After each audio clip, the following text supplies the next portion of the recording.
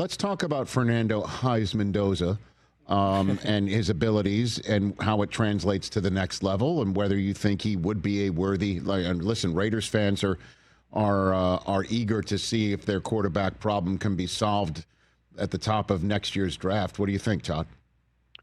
I feel like I was first one in on Mendoza potentially being a first-round prospect last July, and last one in on, he should be the first overall pick for a team that's moving up to get the top quarterback in the class. The reason I say that is I loved his Cal tape, and I didn't expect to. I didn't know a whole lot about him, right? I knew he was transferring to Indiana, made the decision, you know what, let's dive in. It's July. What else do we have to do? And when I was done with the tape, I saw the turnovers. I saw the turnover-worthy plays. I saw the inexperience in his game. I saw some of the panic when pressure came. Excuse me. But I was hopeful in this new system with Kirk Cignetti and their offensive staff that he would fit in well, because it was, basically Curtis Rourke a year ago, late-round draft pick, excelled in it and didn't have mobility to start with and had the injury as well. But I just started to imagine – we got the 6'5", 220-pounder with mobility, with a better arm, with kind of some traits in terms of throwing off platform and extending and creating. If they can teach him to play within the system and do the little things right, and to kind of dial back some of those turnover-worthy plays and mistakes that he was making at Cal, this guy could be a really high pick, and he could be a really good NFL player.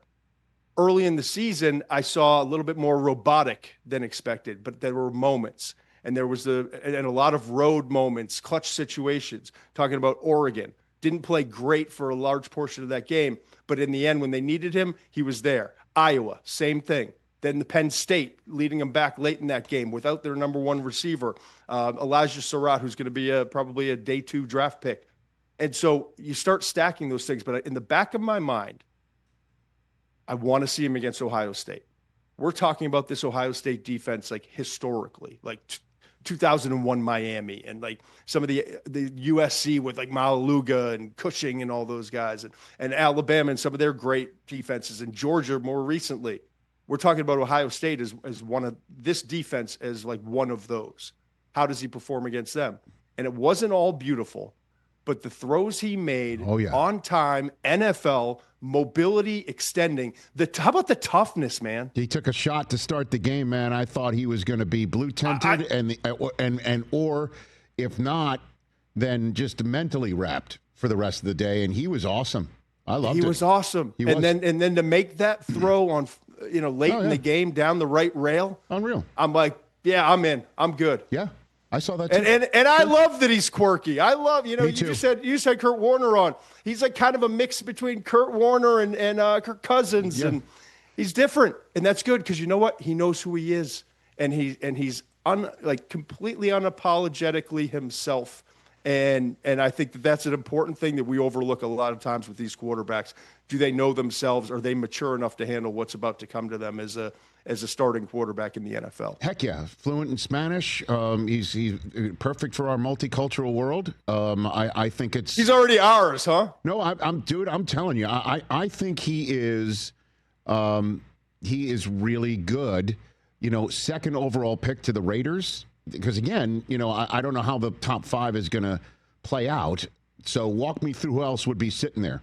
Because we had our buddy Daniel Jeremiah on a few weeks ago. He's like, I can't tell you who's first overall in this draft. Could you, Todd? I hate to say this as we get ready to embark on the 2026 draft process. Yes, sir. It's not a great top 10 in terms of what we're used to, right? With the elite offensive tackles and pass rushers. There's a lot of good ones. And there's a lot of really great players. Like you mentioned, Caleb Downs.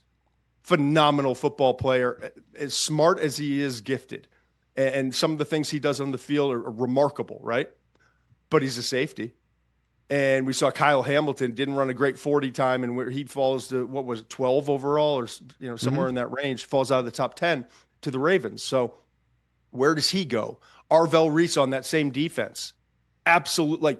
He's different than everyone I've watched in this class so far. From a tool standpoint, he's long, tall, powerful, athletic, can run.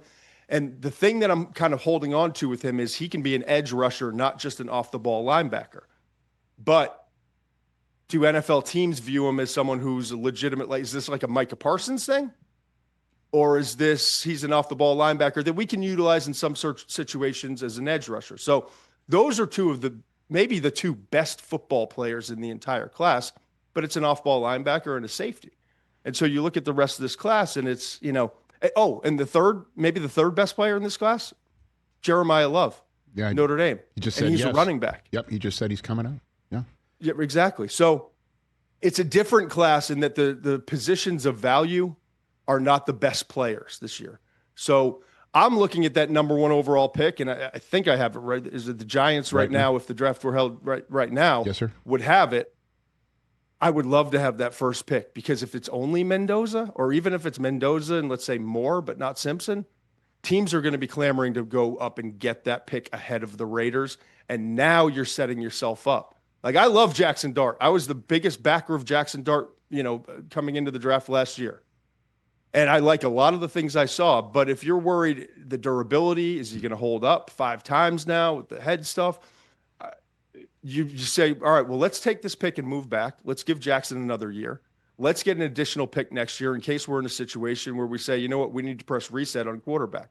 So whoever has that first pick, knowing it's not just quarterbacks next year, it's wide receivers and several other positions. It's got a chance to be one of the best drafts we've ever covered, Rich. And so I think a team that's picking at 1 that doesn't have a quarterback need winds up winning this draft. Hey, you made it all the way to the end. Thanks for that. Check us out every single day streaming live on Disney Plus and the ESPN app 12 to 3 Eastern.